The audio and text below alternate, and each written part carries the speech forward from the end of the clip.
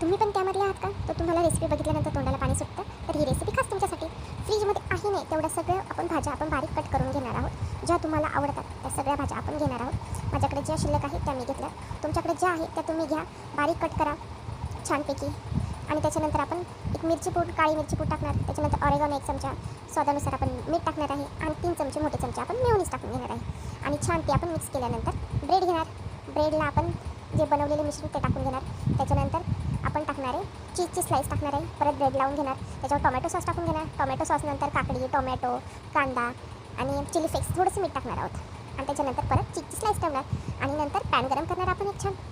Pan छान गरम झाला की त्याच्यामध्ये ती स्लाईस टाकून घेणार. एक बाजू छान अशी क्रिस्पी होऊन द्यायची, नंतर दुसरी बाजू क्रिस्पी होऊन द्यायची. मग छान क्रिस्पी झाल्यानंतर बघा आपलं सँडविच किती छान होते. खायला पण छान आणि टेस्टी बनते. लहान मुलांना तर अतिशय आवडतं. तर नक्की ट्राय करा.